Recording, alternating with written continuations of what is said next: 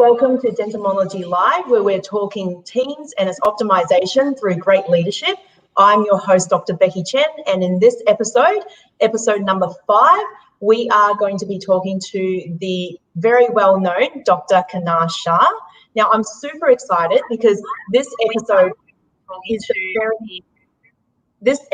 the very last episode of the year of 2020, and today, the format's just going to be a little bit different. So today what I've got is, in preparation for 2021, I'm going to be asking Dr. Kanar Shah 21 questions, and they're just going to be fired out bang, bang, bang. And we're just going to spend about maybe 2 to 3 minutes each on each of them. And at the very end, we normally don't do a Q&A, but today we are going to do a Q&A at the very end as well. So if any of you have any questions or anything that pops up where you want more elaboration, please feel free to type your questions into either the Facebook Live or through the YouTube Live. And then, we can answer them all at the very end. Okay, so welcome, Kanar. Absolute pleasure. Yeah, welcome on board. And look, I'm so pleased that we can do this with you today, because as you know, you're actually a very special person in my life, because you were the person that actually jump-started me, and that's what I always say. You were the person that jump-started me into the area of personal development. And like, without you, seriously, I would not be where I am today. And I still remember the time when we did those 2-3 day sessions where we sat down and you just went through everything with me and just uncovered everything. And I'm sure you've taken lots of other people through the same journey and beyond as well. So thank you so much for doing this with me today. Thank you, Becky. Thank you for inviting me to your show. Wonderful show. I'm looking forward to adding as much value today, and hoping your questions are not that difficult, right? So take it easy on me, right? And I'm just hello to everyone who's tuning in also, and thank you for taking your time to listen to us. Beautiful, excellent. So without further ado, let's get started. Yeah, you ready? Shoot. Let's go. So my very first question for you, Kanar, is what is the best way to plan for 2021 with your team at the moment? With your team? Yes. What do you mean, what's the best way? So like, if we're going to plan for 2021, who should we involve in the planning process for next year, and what should we be doing? Everyone. Involve everyone. Everyone is a valuable member of your team. There is no hierarchy. I always tell that to people when I'm training to you. As much as we have some positions in our practices, some of us may call it practice managers or front team leaders and back team leaders, but at the end of the day, everyone plays a huge role in our practice. So involve everyone. That's part 1. Part 2, what you should be discussing is, again, I'll keep repeating possibly throughout this, is the 10 things. I've written this in my book. Number 1, discuss with them briefly your marketing strategies and the reason for that. Always go over your mission statement and your value statements first, and what your dream is. Remember, when we are planning and when talking about 2021, either business or personal, you need to have a dream, because without a dream, nothing is possible. And you have to dream, and then you have to believe in that dream that you can achieve it, right? So for example, if you have seen, you do need to start by talking about how your 2020 has gone, and just encourage and inspire everyone that everyone has had a tough time. The whole world, it's not just the practice, the whole world is going through a tough time, but just make them understand that we are super excited for 2021 and the goals for marketing. How many new patients do you want to see? So if, for example, if you're seeing 20, 30 new patients consistently in the last, let's just say 4 or 5 months, since we've all gone back to work, maybe increase that goal by another 20 patients a month, another 30 new patients a month. So keep a little bit more, aim a little bit higher. Don't just aim for a couple of patients a bit more per month. Also aim for targets. What targets? Like quarterly, like have a yearly target, have quarterly targets. You want to grow for a minimum by 20-30%. Ideally, I get practices to grow over 50 to 80%. If the things are into place, and it's possible, right? So inspire your team that it's possible. Talk about your reviews, goals. Talk about your 7-star delivering 7-star customer service. Talk about those kind of goals. So all these things, you need to plan it out. Talk about the team culture as well. Talk about, do bring also that how you're going to help each other. We are there to help each other.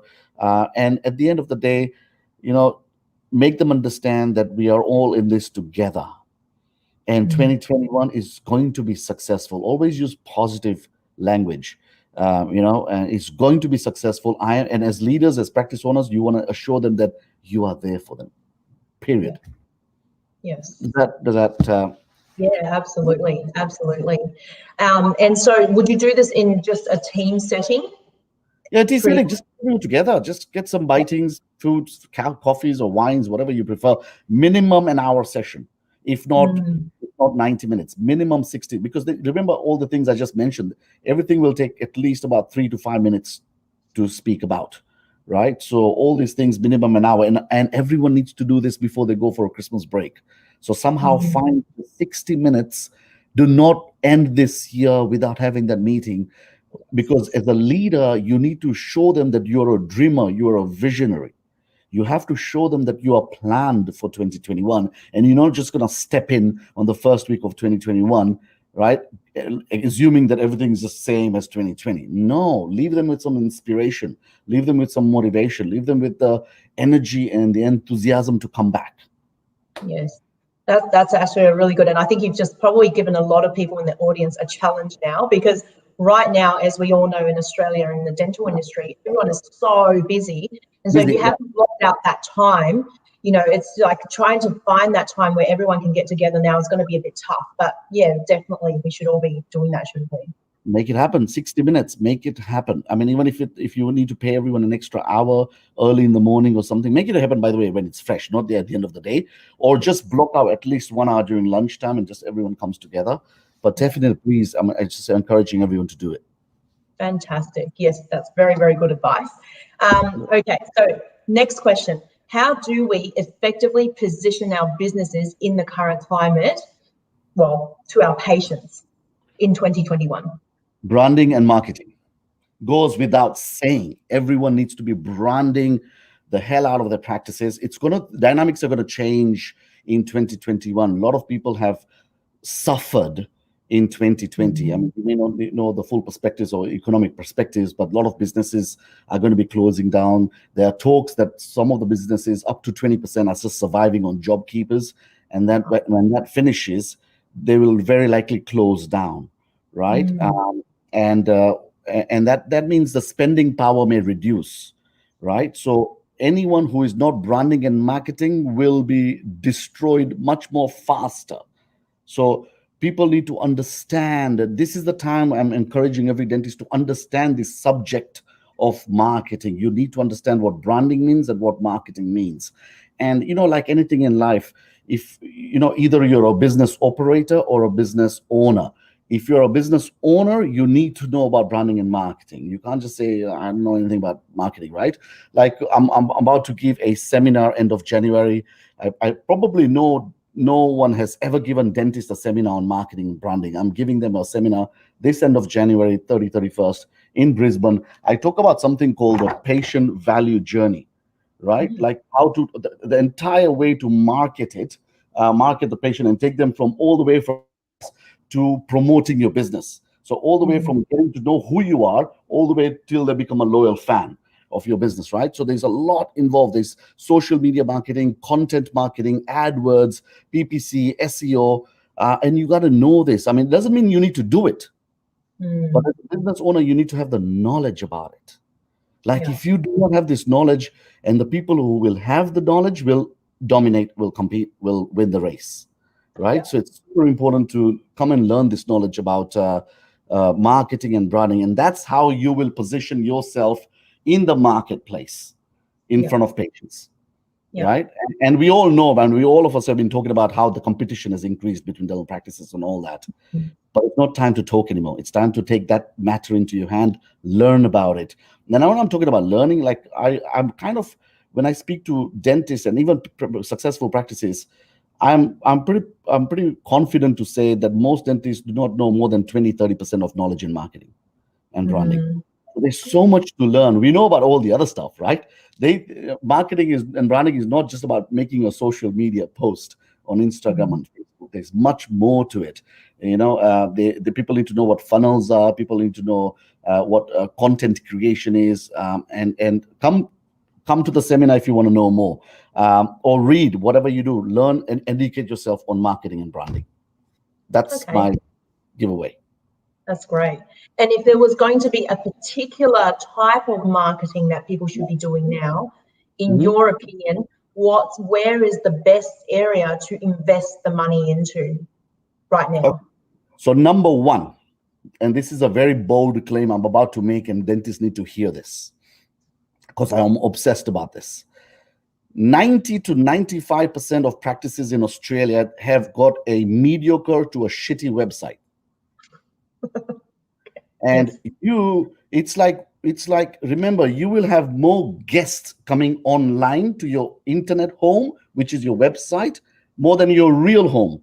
And whenever you have guests coming to your home, you clean the hell out of the house, right? You make everything tidy.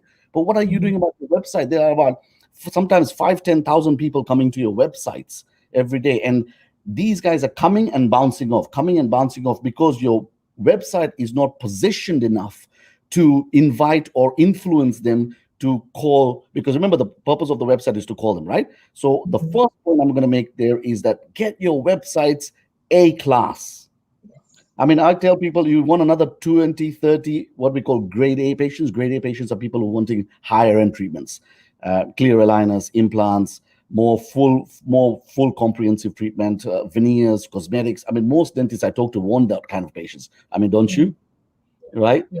Right? Everyone wants us. So get your website reflecting that you are the person to come to. And there is a strategy. Again, I'm talking about this in the seminar, but there's a strategy to it. Learn the strategy. I mean, whatever it takes, because if you don't do it, your neighboring competitive dentists will do it, and they'll win more patients. So that's one. Where do you spend most of the money then to come to the website would be definitely AdWords first. Right? SEO is an ongoing process. SEO takes months and months, but you have to do it. And nowadays, social media is taking a hike. Like, how many times do we all spend, during a period of a day on the phone, right? Compared to what we were doing back in the day, we're checking more emails. But now we check less emails, but more Facebook, more Instagram, right? So you gotta come, and there's never a better time to start than now, because the whole world has gone digitally. Especially what happened during the COVID times. People got addicted. People even got more addicted to the devices. Oh, right? That's such a good point. Yes. Yeah. So you have to be online on social media, and these are the things that will differentiate you in 2021. It's exciting times ahead, right? So learn this knowledge, marketing and branding, and websites, and all this other stuff I spoke about. Yeah, absolutely. That's actually really good advice there, and I'm glad that I completely agree with you. Website is definitely number one, isn't it? Like that, and then obviously all the other things to follow. Correct. In the last 6 weeks, we are in the second week of December. In the last 6 weeks, I have had 290 new patients in my practice. 6 weeks. 6 weeks. Now, the reason I say that is not that I'm anything greater than anyone else, but the reason is that my marketing strategies are in place. And I'm always, by the way, I'm always improvising myself as well, because we are all in this learning journey of life where we adapt, we become better in different strategies, right?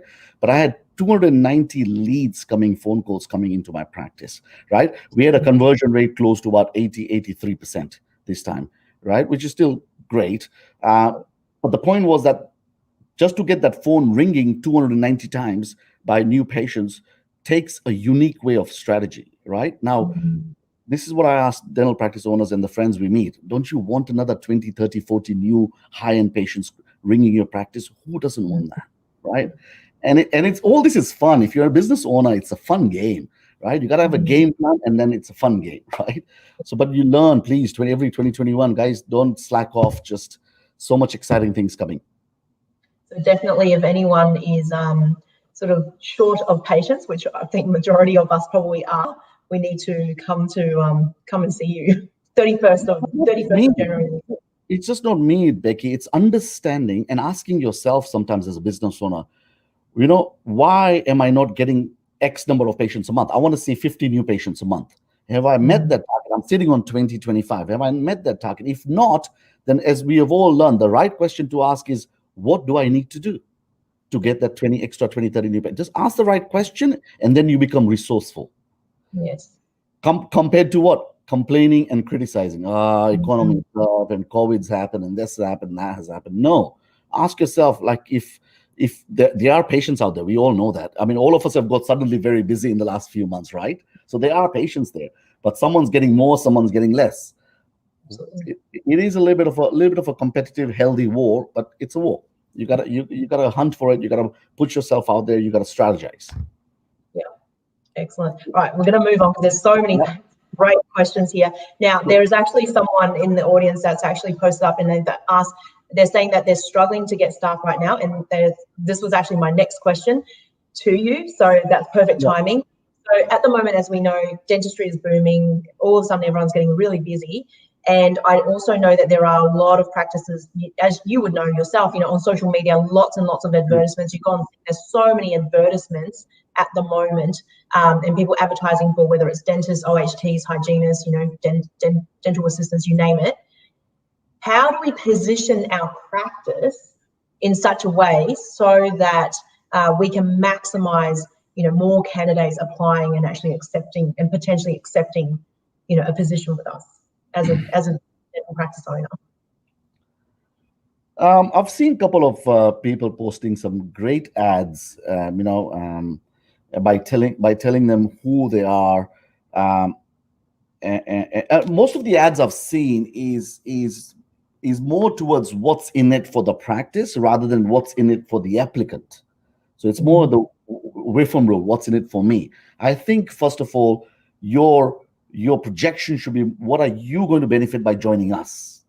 How are you going to grow by joining us? Now, some of you do it. I'm not saying that you don't do it in the ads and all that. So maybe just position it in the right way. This particular question is a tough question because it is. I know that I've seen it in social media where a lot of people are in the process of hiring new candidates. Either it's a provider or a team member, right?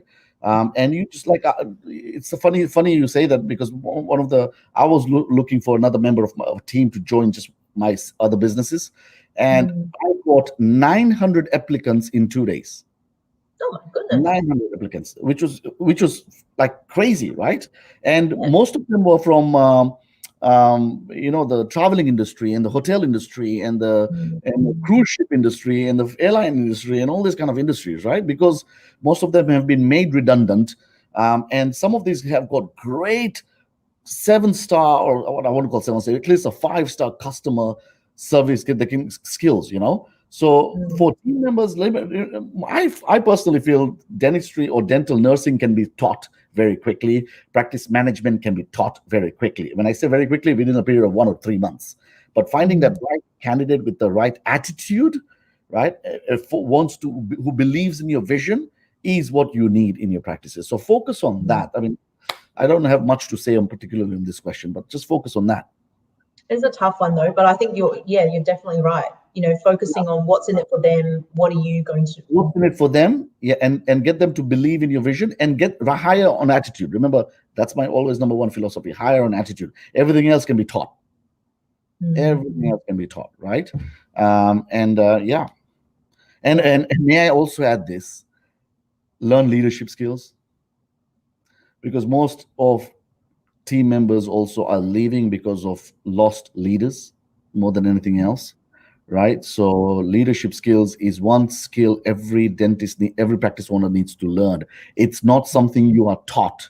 We are not taught this, but there is a particular way you can become a great leader, and so learn these skills. Yeah, no, that's actually very, very good advice. Yeah. All right, I'm going to jump on to the next question. So how can we better utilize, this is going back to marketing now, how can we better utilize our team members to help us with marketing? Is there anything that we can do to utilize our team members to help us with the marketing? Yes. Just getting them involved in things. Yeah. Definitely. So first of all, in your meeting you have, in your marketing meeting you identify the players who want to play in the social media game. right? Because like in my practice, I have some people who are not interested really in involving themselves. That's okay. Not everyone has to be in every branch of the practice growth, right? So I have a couple of team members who said, yeah, we don't mind getting involved. And these guys want to take videos, want to take photos. So my point number one is that photos and videos every single day. Single day. Every single day. Every single day. You don't have to post everything, but take people in action. Like right now, what are we all getting? Christmas hampers. We're all getting Christmas hampers. So we are celebrating every Christmas hamper we're getting here, right? And the team is loving it because everyone's just getting fat, right? Feeding off all the munchies, right? But it's a fun time of the year. It's a festive season. That's why we call a festive season, right? It's festive season.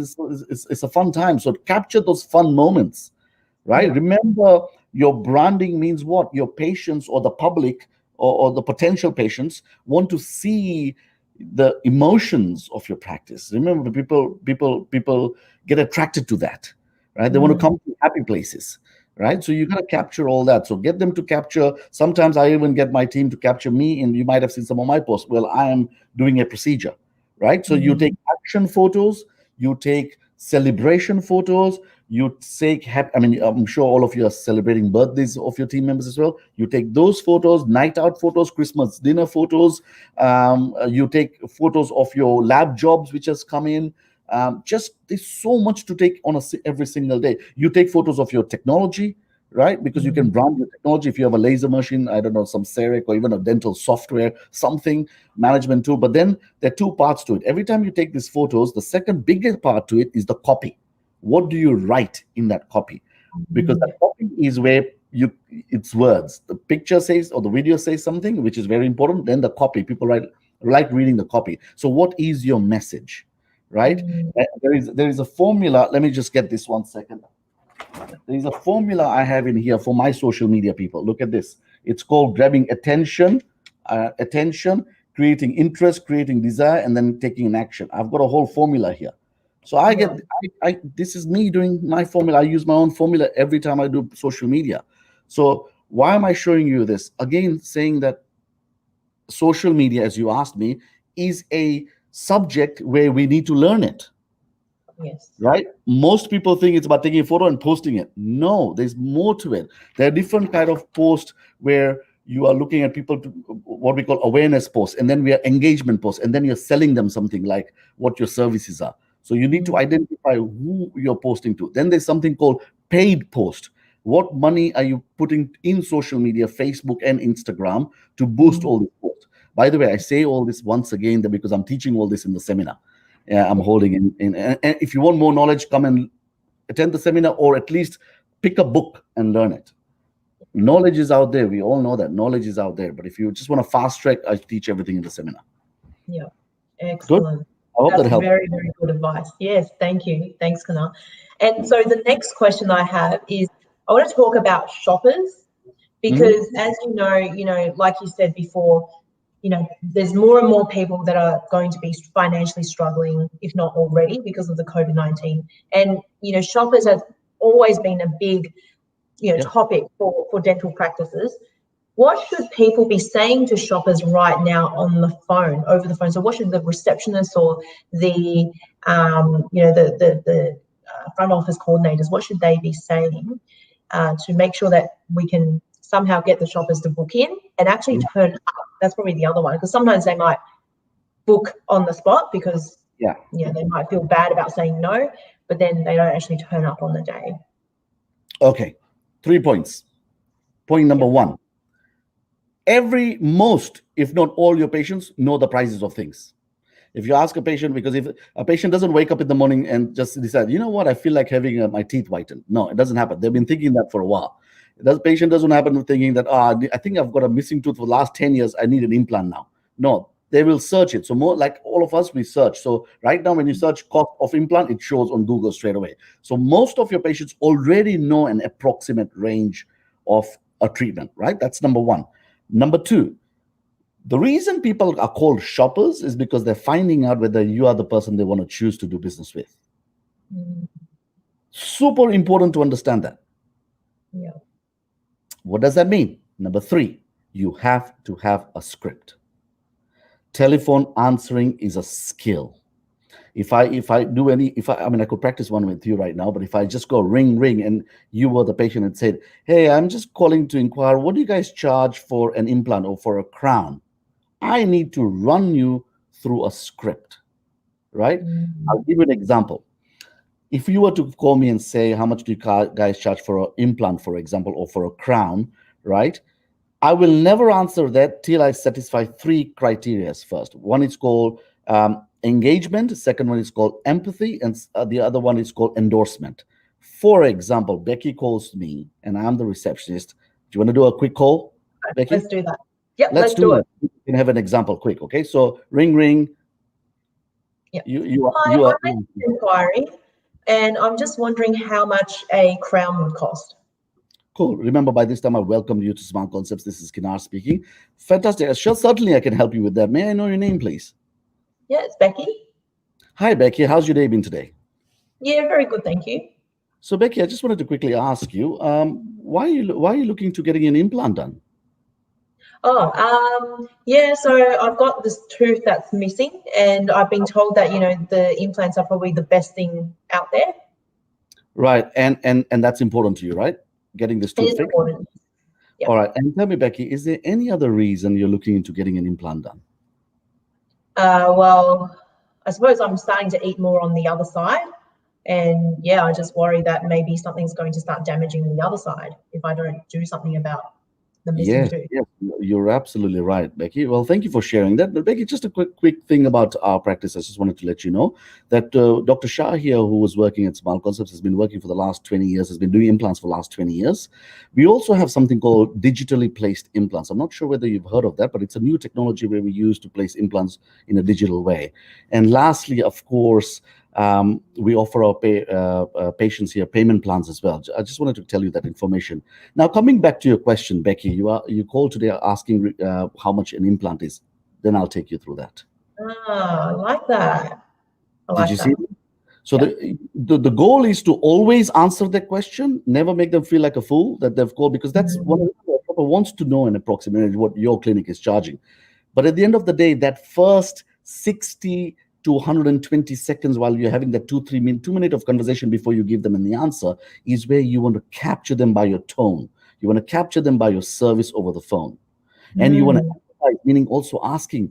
Imagine you called and, hey, can you just tell me how much the cost of an implant is? Sure, I can help you with that. Our implants range between $2,000 and $5,000. Boom, I've given you the information. I didn't even connect with you.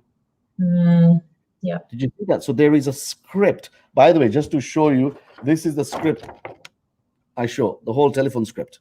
Yeah. But you can see it's all here at my front desk because my team has to be trained. Can you imagine if I'm getting all this, spending this much money and getting all these new patients calling in and they don't book in, right? As a business owner, that's bad news. It is. So your teams have to be trained in answering calls, shoppers or even non-shoppers, or even someone asking for information. They're called shoppers because they're asking for information shopping. Yeah. So over the phone, would your receptionist tell them eventually what the cost is? They don't just say come in for a consult. No. And then quote them. No. Put them in your shoes. Yes. If you were to call someone and you know that you need to get something done and there are multiple choices, not just one dental practice, multiple things to buy a dress from or something, you may want to ask them, just can you tell me how much this particular piece of item is or this particular piece of service is? You want to at least get, by the way, you never give them exact price. In my price, it would be, we would say our implants range anything from 4 to 6.5. Our crowns range anything from, I don't know, $1,200 to $2,500, whatever that is. But you do give them something. Yeah. And if they say, why is there a big range? Then you can say, well, it depends on where the tooth is, what material are you after. You kind of put 2 or 3 hints in there, but that it's not as easy. It's like me saying, how much is it for a car service? Hang on, there's a lot of things to do in a car service, right? But yes, my point is you do give them a price, but not initially. You got to run them to the 3, the 3 things: engagement, empathy, endorsing, and then you tell them. By that time, you've connected with them for 2 to 3 minutes at least. Yeah. No, that's and by the way, did you also see that any phone call that come cost related, I mentioned the word payment plans? Yes. right? So I subliminally, this is all now language. I subliminally tell you or the patient in their mind that, all right, okay, these guys do offer payment plans. Yeah. So I just threw that in the endorsement bit. Yeah, that's fantastic. Thank you very much. That's actually really gold advice there. Okay, so next question, moving on. I know you advocate for a 7-star customer service. Can you give me a brief idea, and everyone else as well, what is it and how's it different to 5 stars?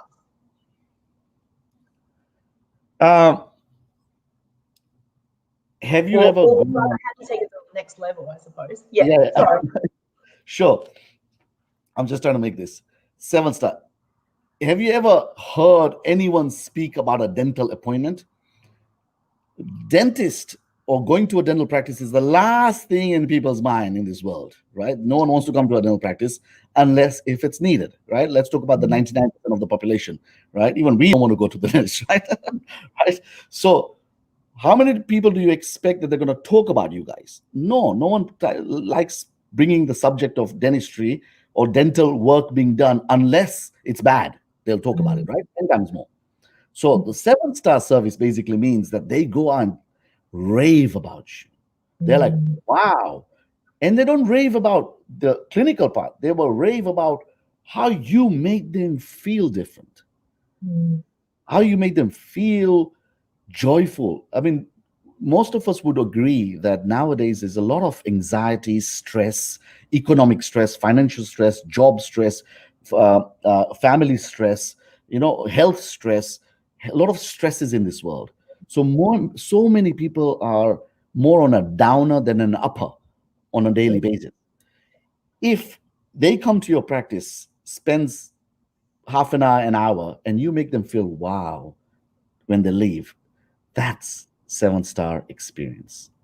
Yeah. And just to add, I talk more about the 7-star experience, not 7-star service. Service is when you interact with people. Experience also means when they go to your website. That's a 7-star experience. Have you seen some restaurants have got crappy websites and some restaurants have got wow websites, right? You get that feeling, wow. Like you want to see, wow, this is a beautiful website. Same thing like that. So 7-star also is over the telephone. When we run the scripts and the tone you use, that's 7-star. So 7-star experience rather than 7-star service. Right now, this is a whole day seminar on this. There are about 10 steps I run through how to give that wow service and the wow experience. But the point I'm trying to make is also basically the bottom line is that how you make people feel is far more important than doing a good filling or a good crown prep, right? It's how you make them feel. By the way, do we all agree no one knows what crown prep you've done? No one knows what filling you've done. No one knows your actual artwork you've done. Unless it's cosmetic, they will see. Even like when you're doing veneers, people don't see your preps. They will see the veneers. That's right. Right? So like we need to all think like that, that it's the experience we give. What do you guys do once you deliver, once you do clear aligners, orthodontics, once you do big treatment plans? Do you gift your patients something? Do you surprise them with something? And this is all what 7-star experience is about. Yeah, wonderful. I love that. Yes, absolutely. Okay, so my next question is, if teams have the goal to have the 7-star experience, how do we make sure that the patient's experience is consistent? How does your team consistently deliver this? That's probably a massive question. No, it's not actually. It's a very simple one because it's team alignment. Your team will only deliver 7-star experience if they believe in your vision and they're inspired by you. Period. So most people come and ask me, most dentists come and ask me, I've done this seminar with you and I've done that. I've watched these videos and I've get them to attend this thing about 7-star experience and giving them the best service, but they're not motivated to do it. That's the question kind of you asking me. And how do you inspire? You don't need to. You inspire them on a daily basis. You inspire them on a daily. Leadership is all about inspiration on a daily basis, right? You guide them right? Now, remember, at the same time, no one's a perfectionist. You should never aim for perfectionism. You're never going to get 100%. My rule is always 80-20. As long as 80% of the times it's getting employed and getting deployed, good. We compliment our team members for that. We reward our team members for that, right? So 80-20, be a bit lenient, but at the same time, more, remember, they follow by example as well. So you got to be doing it.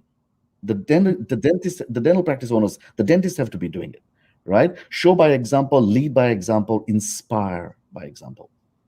Yeah, I love that. That's very good. Yeah. You actually answered my next question, because I was going to say, how do you get team buy-in? But I'm guessing that's what it is. How do you get team buy-in and accountability to execute that customer experience? Correct. So team buying. So let's just break it down a little bit, but in that question a bit more. Make sure, first of all, you're investing in their education. So you're actually telling them that you're not doing this for the growth of the practice. You're doing it for them. Mm-hmm.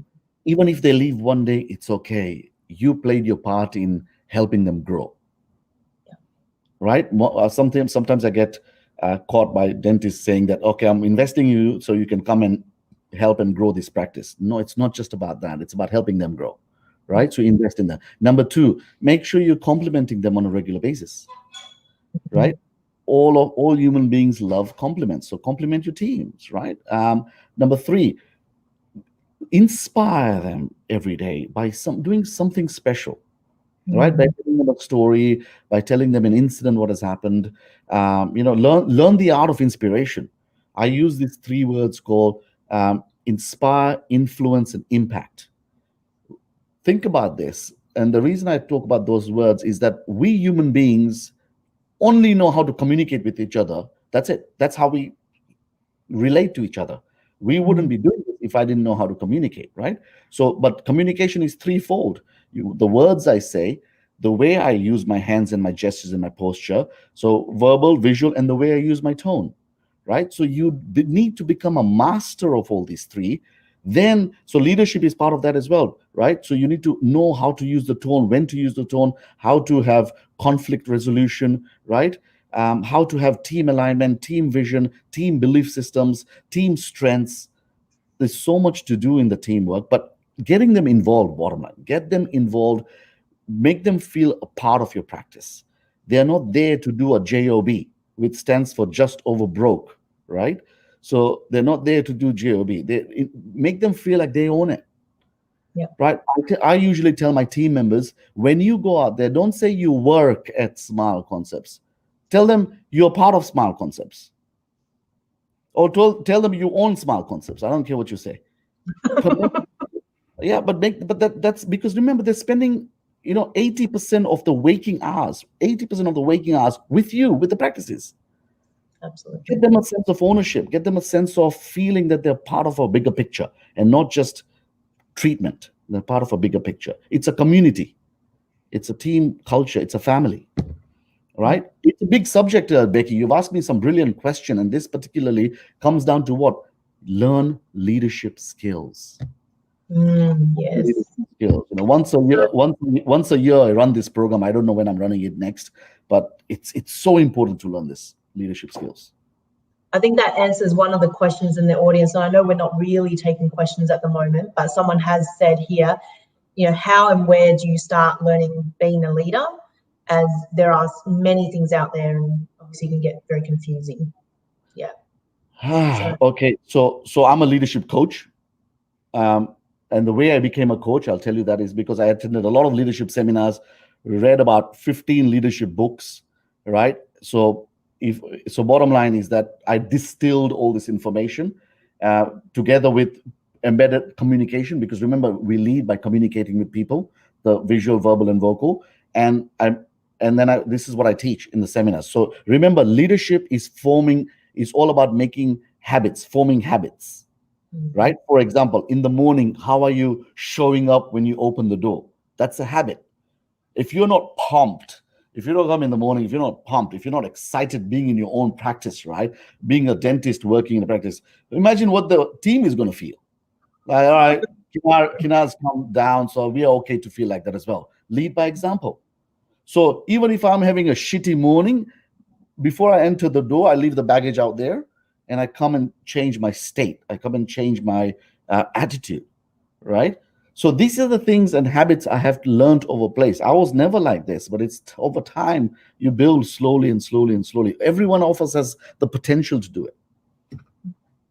Yep. No, that's good. I've just had someone make the comment. They said, BLC is still my favorite. What's BLC stand for? Business, leadership, and communication. Okay. Back in the day, I used to run a 2-day seminar business. Now it's all different. Business is different. Leadership is different. Communication is like 3, 4 modules. Leadership is 2 modules. It's huge because you can't cover everything in 1 or 2 days. Leadership is huge. I love teaching leadership because it actually defines your character. Remember, once you know the habits you need to form in life, it's not just work. You change in front of your family, in front of your friends, in front of the community. You become mad, which are what I call making a difference. You go out and make a bigger difference. Mad. Yeah, I love it. Yeah. Excellent. Yeah, we are all going mad probably. I love it. Okay, so I'm going to skip ahead and I'll come back to this question because I know you just touched on it. You were talking about tonality and body language because I know I can see we're going to start running out of time very soon. I don't want to miss any important things. Can you talk a little bit about what's important about our body language and tonality in two different settings? So the first one is with patients, or actually talk about that later, but firstly, as a leader, what sort of things should we be looking out for in terms of our tonality and body language as a leader? Okay, so... Oh, hang on, wait, Kanal. The other thing is, sometimes it's okay to, it is easier to learn what we say, but how we say it and what we look like while we're saying it, that's probably the hard part because we don't necessarily see ourselves doing it, if that makes any sense. So like, how do you improve on that? Okay, so there are 2 parts to that question. Let me answer the first part. The first part is like me saying, Becky, I really admire what you're doing right now and having this organizing this bit of a value-adding seminar, value-adding show over the net. Or I could say, hey, Becky, it's really awesome that you really put this up, and look at the same words, different tone, right? So tone changes everything in how you say it. Have we not all faced with our partner, someone says, oh, yeah, I love you, don't I love you, right? Compared to, you're not congruent with saying it the proper way, right? So tonality, remember, to be honest, there was a study done by Professor Merabian, which basically said the words are less than 6-7%. 60-65% is body language of communication. 60-65% of body. Have you ever gone to a party or to a restaurant and suddenly, or even a party or a family meetup, and suddenly you can already sense something's not right? Yep. Every one of us is why? It's not an intuition. It's because of the body language. Your subconscious picks your body language very fast, right? So 65% of body language. Another close to 25-30% is vocal, the tone, the pitch, the temper, right? So that's, and the only 5-7% is words, language, right? Now, has it also not happened? How many times has it happened that you have been speaking to a group of friends on a dinner or a social, and within 1 or 2 minutes, you're zoning out. You're thinking about what other stuff you're thinking of. Has it happened to you? Happens. You know how many times that happens? 80% of the times in conversations. 80% during the day. So literally people have less and less attention spans nowadays of the words. So if you are not expressing yourself, being there, learning this art of expressing tone, changing your tone in different ways, that's what I mean, that you're not communicating effectively. Most people are communicating at about 20, 25, 30% capacity. Can you imagine if they took that to 80, 90%? By the way, case conversion depends on that. And case conversion depends on using these 3 V's, as I call it, the visual, vocal, and verbal, right? Even your patients, like sitting there in front of you, already a bit of anxiety and anxious, right? A bit stressed. And you're spending about 45 minutes, 50 minutes in a consult. It's a no. Nowadays, I advise that the verbal, verbal, visual, vocal consult should not be more than 15, 20 minutes. Because all in that 20 minutes, they're deciding whether they like you, know you, or trust you, and they're going to do business with you or not. Right? Because nowadays, they're spoiled with choice. So your language patterns, your vocal, your expressions, the way you move your eyes, your head, everything counts. And not only that, the way you read their language patterns. There are many times which I teach in one of my communication seminar. Actually, it's coming the GPS seminar, where you can actually, you may be keeping on describing a solution to a problem the patient has, and you'll see the patient just going like that, but they're zoned off, right? Because we've all done that. How many times have you done that? That you're just going, yeah, and you've zoned off. You're thinking of the next thing you're about to say, right? So communication, by the way, is the number one skill to become successful in life, which is, again, the ability to influence, inspire, and impact people. By the way, what are we doing with our patients, new patients? When a patient comes with missing teeth or wanting a smile makeover or straighten their teeth, we are literally getting them, inspiring them to choose you, to inspiring them to get the treatment done, right? So you have to have the ability to do that. And we, as dentists, are not taught that in university. So learn it. That's very good. Sorry, that's my computer there.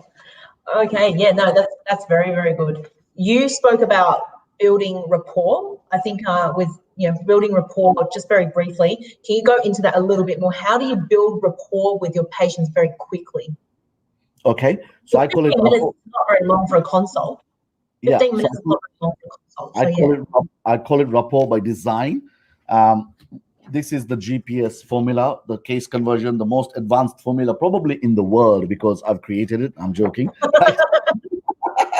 No, I say that with because it's got components of visual, verbal, and vocal. All three components have to be used in that formula, which is why it's an amazing. I mean, hundreds of dentists have used this so successfully by now.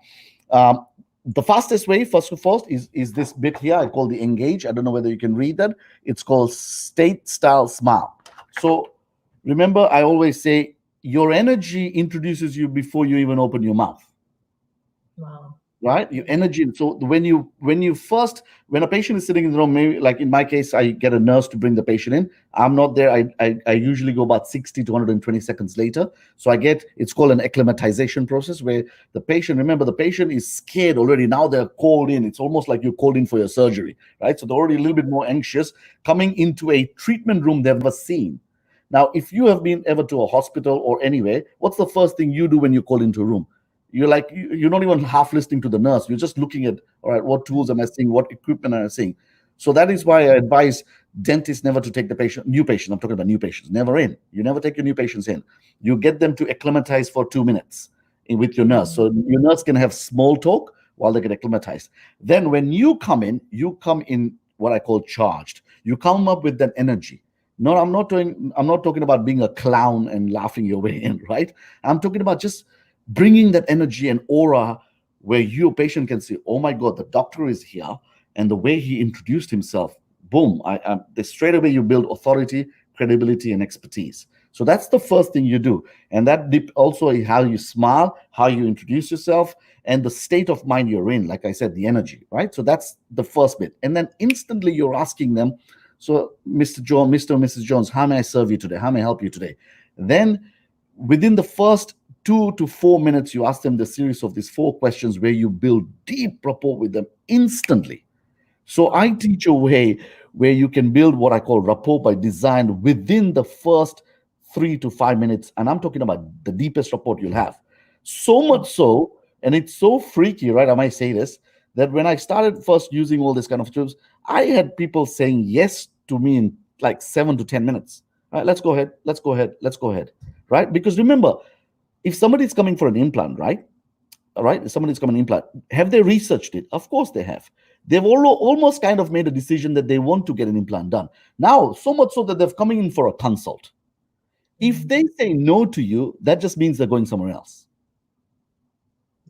Does that make sense? So this is a chance for you to show or rather showmanship. You have to come up across with all these skills. Build rapport by design. Yeah, I love that. I'll add one more thing, Becky. I'll add one more point. There's also something called knowing if your patient is more visual, more auditory, more kinesthetic. And in that second to third or fourth minute, you easily find out and you match their language. You match their views on what the treatment is. So this case conversion formula I have, this GPS, It's a very simple formula, but the reason I tell dentists to learn that is that we all know our clinical stuff. It's time to learn great communication skills to get more acceptance, basically. Yeah, no, that's fantastic. Very quickly, I don't know if this is going to be a massive, just opening up another massive topic, but how do you identify whether they are an audio or a kinesthetic or a visual person? That's a massive topic. Okay. Come to your course. There are about almost close to 5 to 7 ways. The simple ones are even just the language they use. For example, visuals may use more words like "I see." It shines this light on me. It was very bright. I was very focused. All these are visual words. Kinesthetic people will be more like, oh yeah, I felt this, and it kind of felt tender or touch or pressure, all of that kind of. So you can see it in the language. So by the way, so there are 4 series of questions you have to ask in this case conversion, which allows you to listen to what they're saying, and you can figure out what representational system, are they visual, are they auditory, or the kinesthetic. Also looking at the eye movements. Visuals will be more looking up, auditory will be more looking side, kinesthetic will be more down, right? So these are just 2 quick ways I've shared in this, but it's a whole topic, Becky. But the funny thing is, it's not a hard topic. It's a very, come on, we guys are all dentists, right? We pick up the stuff really fast, and this is a very simple thing to learn. It's just that you need to learn it and acknowledge it, just in how we can apply it in our case consultations, and how you can apply it with your team members as well. It'll be funny to say some of your team members are visual, so your leadership skills are visual. You have to kind of inspire them more visually, then more auditory, more kinesthetic. It all comes down to, again, communication. All this is communication, Yes. right? So it's a fascinating subject. I just wish every dentist would aspire and learn advanced communication skills, right? Including NLP and all this kind of stuff. That's fantastic. Really fantastic. So, Hannah, with regards to all these different aspects that needs to be put together, I'm sure, as practice owners, we need to, stay on the pulse of the practice. What is your tip on how do we maintain a bird's eye view of the business that we're in? Dashboard. On a regular basis. So we have something in our practice called a dashboard. A dashboard is just one piece of A4 size paper like this, which the team members record about 7 to 10 things on it. Examples. Number 1, how many new patients did we get? So imagine topic of new patients. So how many new patients did we get this in? So we are right now in December, right? 15th, almost mid-December. So they will now prepare a report for November. So usually by this time, they have a report for November. How many patients did we see for November? Out of these many patients, how many were cosmetic? How many were implant? How many were aligners? How many were general dentistry? How many were wisdom teeth? How many were emergency? Blah, blah, blah. So just mark it down, right? Yeah. The second, then they say, where did most of these patients come from? So I've got Google Analytics already. I have my telephone. So by the way, how many patients called? How many patients booked? Can you imagine being a practice owner and not knowing that? Right? When I ask practice owners, how many new patients do you see a month? And some people say, I see 30, I say 40. My next question is, and how many do you miss out on? They can't answer that question because they don't know how many have not been converted. They only know how many patients they saw. So imagine if your conversion is 50% on the telephone. That means they've seen 30 patients, but they've missed out on another 30, 40 patients. Now, that is painful as a dentist practice owner, isn't it? That's painful, right? This is where you start waking up and say, I need to get my team trained, and my front team trained in this kind of stuff, right? So again, coming back to the dashboard, how many phone calls were converted? Then I have income, total income of the practice in November, income by a provider. So the reason I'm saying all this to you is that it takes them a bit of recording, but I have trained my team to give me that dashboard so my brothers and I can sit down every mid-month to analyze last month of where we did good, where we did bad, where we need to improve, what do we need to increase our budget anywhere, do we need to do any more training, because we need to have an eagle's eye view or a bird's eye view, like you say, every month, not at the end of the year when the accountant says, give me your accounts, right? And you're like, oh shit, what have I done now, right? Let me see where I am. Every month, what separates a practice owner and a practice operator. Most people fall into practice operators. They inside the business, not looking outside the business. So it's a very simple thing. It just needs a bit of training from your team. It's not difficult. And don't go micro detail, big details, macro picture. Macro patient, macro. Keep a bit more macro. Yes. So talking about micro and macro, I know a lot of dentists like to micromanage. Yeah. What's your opinion on that? Do you think there are times in dentistry where we should be micromanaging, or you think it's not a good thing? Just get a life.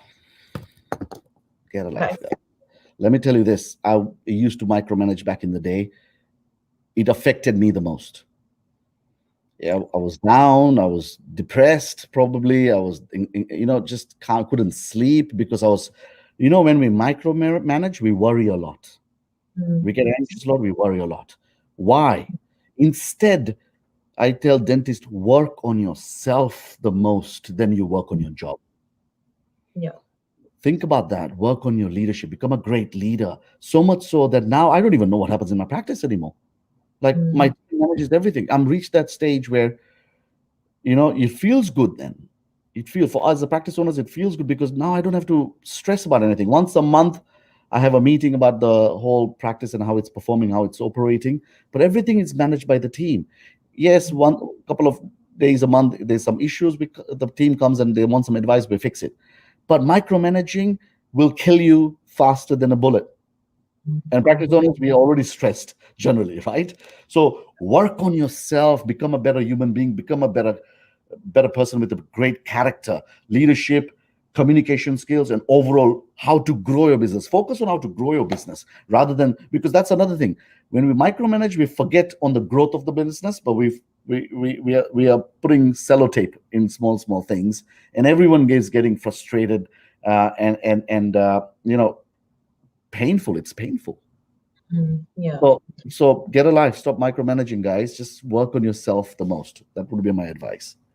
So if you were to, well, you obviously do, on your team, you would have, managers or practice managers or leaders within your team. What do you expect of your practice managers? What are they 3 things that you would expect from them that they have been successful in their role? So every person in my practice has a list of roles. About close to 60-70% is a role by themselves. The other 20-30% is overlapping roles between other people. So yes, I have someone who's we call her the elderly in my front team, who is the practice manager. We never label that in front of everybody else. We just no titles. Titles for what? Right, titles, but because I just feel everyone, like I've got 4 team members who sit in my front lounge, right, in my front team, right. I don't like to call it the front team; it sounds like the front furniture, right? But right, but there are 4 team members, and every one of them plays an equal role. However, there's one of them who is kind of the head, right? But at the same time, she's got roles. All the other have got roles. The back team has got roles. Someone is in roles of ordering system. Someone is in a role of checking all the labs in and out. Someone's in the role of taking records, photographs, all this kind of stuff. Everyone has got roles. Like I said, 60-70% is fixed roles, kind of fixed roles, 20-30% overlapping. But the beauty is when you build a culture, when you are a great leader, when you build a culture, it takes time, by the way. It doesn't happen overnight, because remember, you are not going to become the best overnight, but you will become great than yesterday and the month before if you learn the skills and the leadership skills and the character building skills. You will see your team playing roles like that. They will help each other out. I have never heard someone complaining, I don't know in how many years now, oh, she's not helping me there, or she's not helping me there. I don't even know. That's what I said. I don't even know. They just fix it. And that is the culture you want to build. And a lot of dentists ask me, how, and quite a few dentists I know, I mean, many dentists who have been to my practice have seen this. How do you build this? I said, you don't build them, you build you. You build you, they follow. Yeah. Right? And that is my biggest biggest lesson for everyone today who's listening, and we're coming to the end of 2020. Don't make your 2021 the same character you are right now in 2020. It's an opportunity for you to really grow yourself, work on you, your leadership skills, your communication skills, um, your personal public speaking skills, your advanced NLP skills. These are the skills which will take you to places. You can inspire your kids by then. You can be a great leader in front of them, in your family, your partner, your community. All of us can make some huge differences in people's lives. So let's do it. Yes, absolutely. Absolutely. Yeah. I agree. And I think, if when you are a better leader at work, you're actually a better leader at home as well. In all Yeah. transfers. Yes. I mean, even simple things like how many of you are more reactive than responsive. It's one of the things we teach in leadership, right? That how to increase the space between being stimulus and response, right? Becoming more mindful in that space, right? And that's a character of a leader, that you don't just get worked up about anything that happens in this life of yours, right? Yeah. And also understanding that seasons are going to come. Seasons have been coming for hundreds and hundreds of years, right? What was that program where they say winter is coming? What was that? The winter is coming. Anyway, there's a big series about that, right? And there was winter is coming, and we just faced the hardest winter human man, one of the men we have faced, which was this year in 2020. We call it the winter, but there are few of us who grew stronger, wiser, and who learned a lot of skills in this time, in this year, right? And the other lot who are more complaining and criticizing throughout the year, right? So don't make your 2021 like that. I mean, whatever's happened has happened. This is a chance that, I always tell people, no one admires or really cares about your journey as much as you will, right? This episode may finish today. We will still go and do our own different things, right? But at the end of the day, you are in charge of your own life. So design it. Design your destiny. Design your destiny. Okay, I have two last questions for you. I probably snuck in quite a few extra ones. Sure, no worries. So, second last one is, what's one habit that you do daily to ensure that your team is working with you collaboratively and that you're leading them the best way you can? I follow something called the 5 C's, which I spoke to you about earlier. I do one of these C's on pretty much every team member every day. By the way, I'm here 2-3 days a week in my own practice, so I get to spread that. The 5 C's, and quickly, one, you compliment them, right? You make them feel that they're competent. So you compliment them, you make them feel you're competent, right? You make them feel that they're contributing to the practice, right? You make them feel they're connecting to each other. Remember, connection is a very big part of team members, because 80% of their waking hours are spending towards the practice. Even commuting and off commuting is part of a way and towards the practice, and giving them choice. So 5 C's I employ on a daily basis as a habit to making sure that my team feels that they're aligned with me and the whole practice, right? It's never my way or the highway. It's not, remove that from your vocab, right? That should never be there. It's all about our way.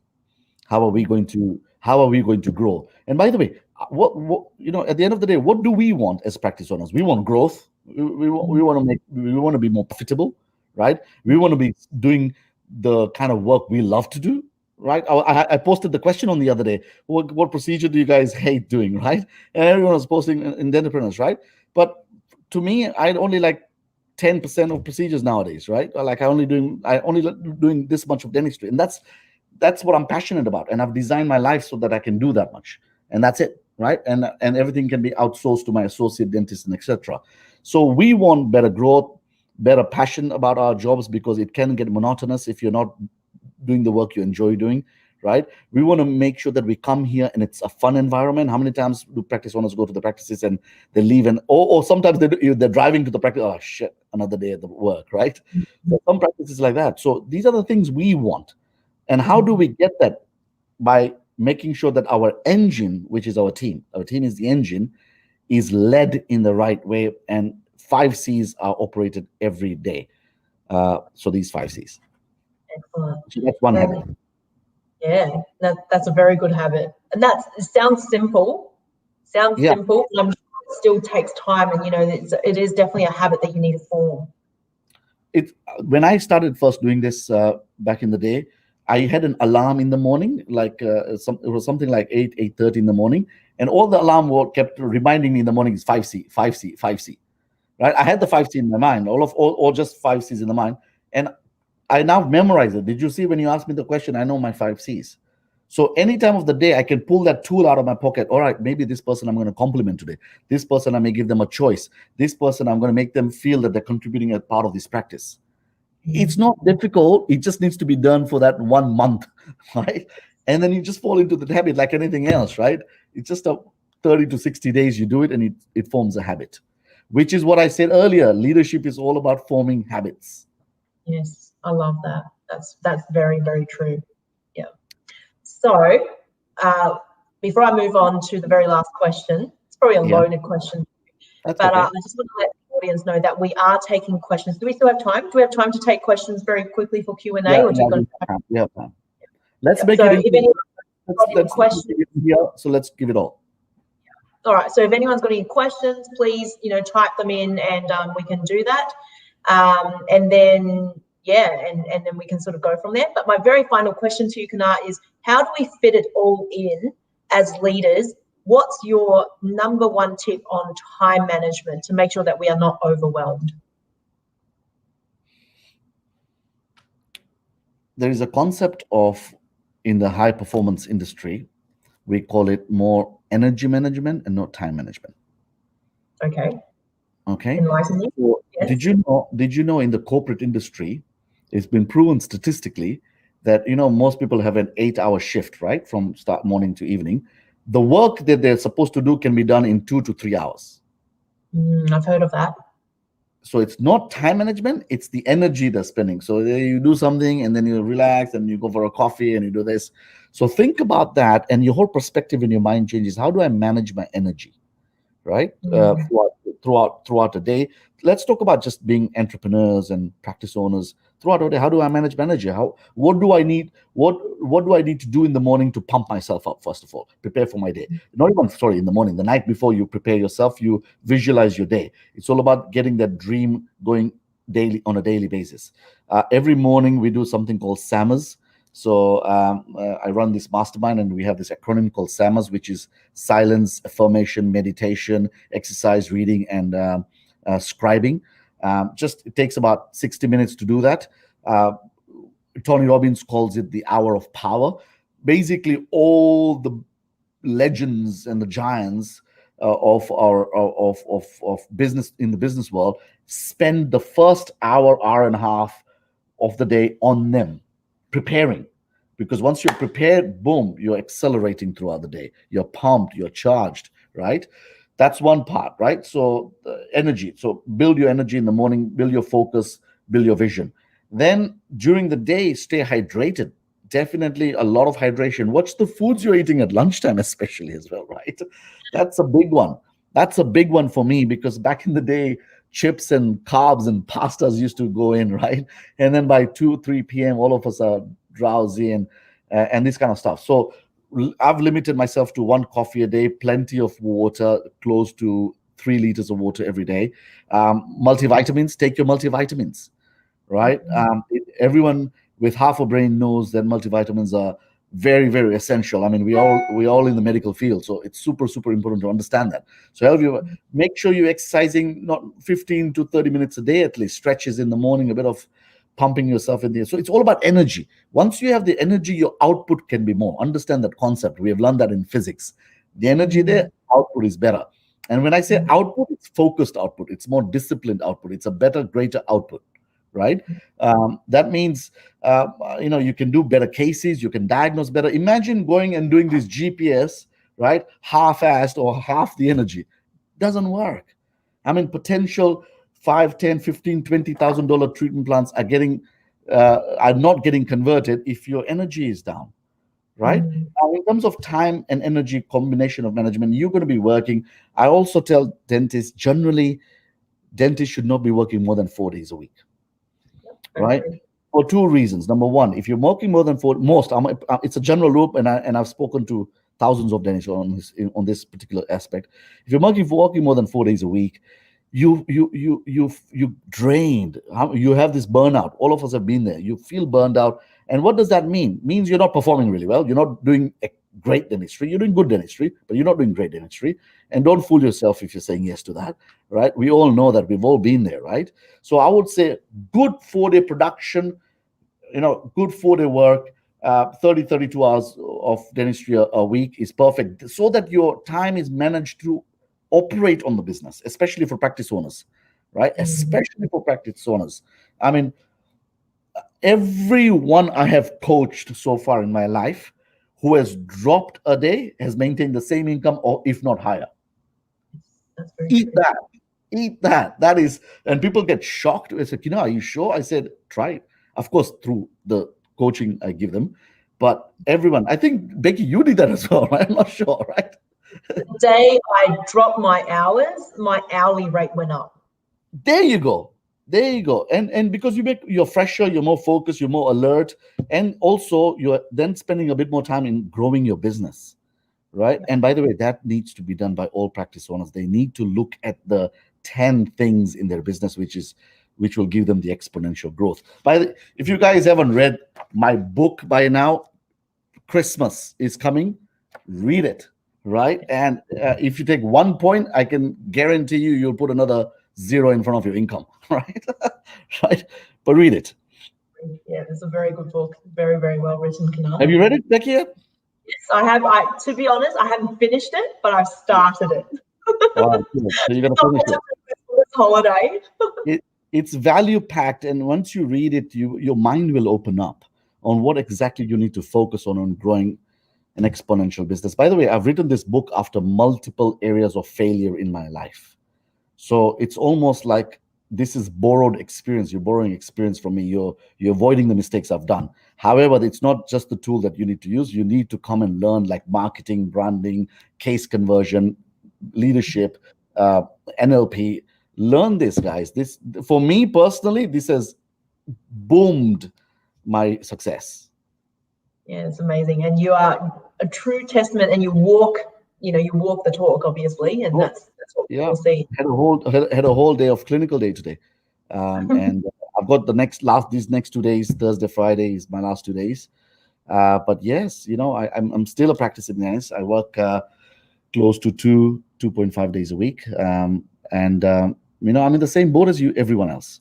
It's just that we have that when we were growing up, everyone used to say, it's not about working harder, it's working smarter, right? It's actually not. It's actually both. You got to work hard and you got to work smart till you reach a stage in life where there'll be more smarter, less harder, right? But that I'm still working. Like, how many times am I here? And many of the listeners may know, sometimes I'm here till 8, 9 in the evening, where I'm burning that oil to, I've got different missions in my life. So that's who I am. Yeah, no, it's amazing. And yeah, it's definitely worth it, isn't it? When you put in all that effort, you'll definitely reach. Yeah, it's rewarding when you have like even 2021 right now, everyone should have bought one of those big calendars from Officeworks, right? It's called Sasco calendars, and just fill it in. I love putting my holidays first, so at least you feel like this is the time you're going to take off. But then I put my seminars in, my coaching, my training, my working days. Just plan yourselves out. Like, the least you could do is in 2021, get a calendar and plan yourself out, right? Plan 3 skills you want to learn. Plan 1 clinical skill you want to learn. Plan how many books you're going to read. And anyone who coaches under me or my SAM mastermind program reads 2 to 3 books a month, right? That's about 20, 30 books a year, right? And I had one of my seminars message me the other day. He's reading his 46th book this Christmas, right? This year, can you imagine how much knowledge and wisdom this person has now? That he is going to just, this person has already done phenomenal in the last 12 months in his business.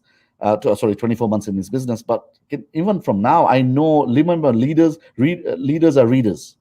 The more you learn, the more you earn. These are the classical things I've learned from a lot of entrepreneurs in the world. So habits. Form habits, good habits. Yes. Fun, make it fun. It's good. Absolutely. Well, that's all the questions I've got for you. And we Oh. have seriously covered so much. Thank you so much. There's so much value in that. That's amazing. At the moment, I've got one question here, and I think this is probably potentially a loaded question too. So I'll put that up here as well. So Nimesh has asked, how do you find a great coach? Nimesh is a close friend of mine. He's taking the piss. Nimesh, thank you for that question. Look, go to Facebook and search this guy up called Kinar Shah, right? No. How do you find a great coach? Great coach is someone. I would say anyone who's looking for a coach and mentorship, have a conversation.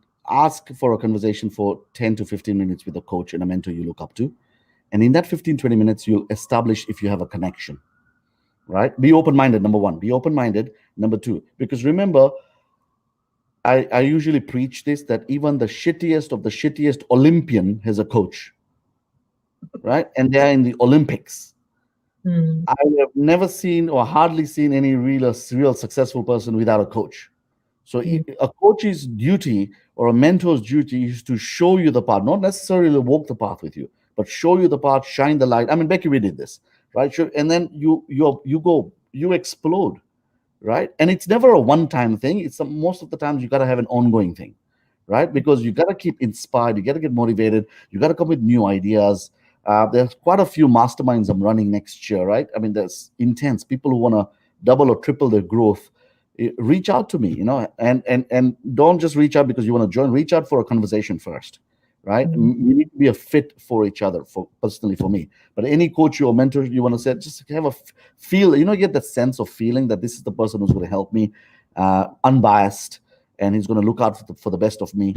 Like, I'm a very open book. By the way, this book is a very open book. I've shared so many secrets in it because I want dentists to be successful. One of my principles, or a leadership principle, or a spirituality principle nowadays is that each one teach one.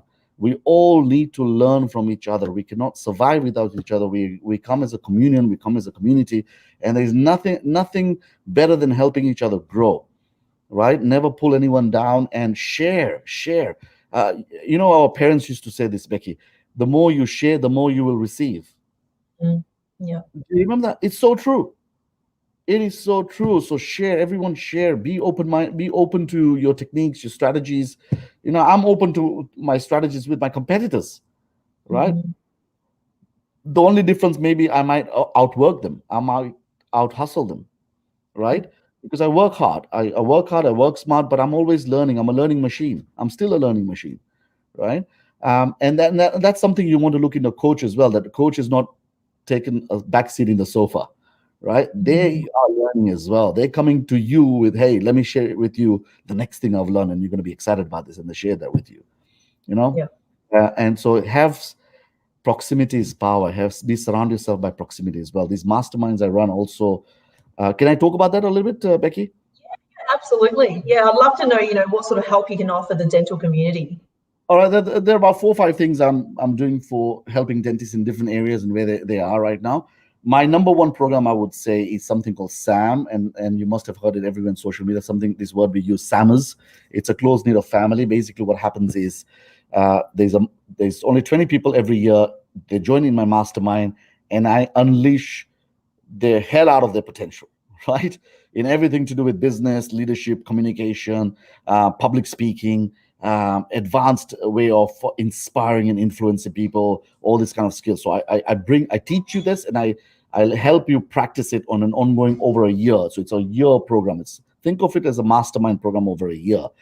People who have done this have spoken highly of it, but if you want to know more about it, it's best you speak with them because they've done it. It doesn't need to come from. So that's something called SAMS. It stands for Success Accelerator Mastermind. The other things I'm doing, and if you want to run individually, is just running seminars. I'm running everything's on my website, by the way. SAMS is not, but all my seminars are on my website, kinarshah.com. If you go to the events page, I've got a marketing seminar coming. Becky, you probably will love that, by the way. a marketing seminar coming. It's also on social media. It's on video marketing. I'm talking about video marketing as well. I'm talking about what we call the patient value journey. Look at this, the patient value journey. I'm talking about, look at this, the 10 psychology tricks of Facebook ads. So I'm sharing so much value in that thing. That's in Brisbane. But all the events are on there. NLP. If you haven't done NLP, OMG, that's one of the things every dentist must do. Right? It opens your mind up on how people think, feel, and behave. If you can know how people think, feel, and behave, you have the ability to inspire and influence them much more easier, right? Then the other way I'm doing is in-house programs. If anyone wants me to come and coach them exclusively, one-on-one with Kinar in their practices, that program is called Destiny Design. I only take a handful of clients a year. Because it takes a lot of my time away, but it's my premium premium exclusive kind of thing. And what else do I do? And by the way, of course, I help people with their marketing. That's something I do as well. I don't have time to help everyone, but there's a certain number of clients who first come first serve basis. I help them with your websites. If you want some A-class amazing websites and influencing websites, you need to understand the purpose of a website is to get your phone ringing. That's your ultimate purpose of your website. So get that. Then if you want to help with PPC, SEO, social media marketing, all that kind of stuff, copywriting, blogs, I help them with everything. And the goal of that marketing is just to get more new patients in your practice, the high-end treatment plan patients, if you are interested in that. So this is what I do. I am a crazy. I am quite in your face when it comes to this. I'm not a soft coach, as you may have many of you know. I'm quite like, if you enter my sphere, I'm all about pushing you to be the best of you. That's it, to be the best of you. Because if you're the best of you, you're the best of your business. You're the best of your family. You're the best of your community. But you got to be the best of you. And that's what I do. And thank you, Becky, for allowing me to blab for the last few minutes and letting people know. That's my absolute pleasure. Yeah, like, you've seriously given so much value tonight. I think I'm even going to go back and rewatch this whole live and start taking notes down. So yeah, no, it's been great. And I know, and I do apologize, we have run a little bit over time, but you know, it was really worth it. And I hope, you know, for all of you who have stayed on till the end, that you really got just as much out of this live as I have myself. So it's yeah, it's really, really a fantastic live to finish on. So thank you so much for your time, Kana. It's been amazing. No, it's been a pleasure having some value added to, you know, your community, and it's of course super thank you to you to organize this. I know what it takes to organize such a thing, right? And we've been to and fro chatting with each other and organizing times, but yeah, just thank you to all the listeners who've been in there. I hope you learned something, and just have you know, just the last leaving words I want to say is that please be responsible in designing your destiny. Don't leave it in the hands of other people. You have the opportunity to design your own destiny and design it. That's it. Very, very good. All right. Well, that's Thank it you. then. We're going to call it a night. All right. Have Thank a fantastic Christmas, everyone. Happy New Year. Becky, I will talk to you and connect you to one more time before New Year's. Love you all. Take care. See you. Bye. Bye. Bye.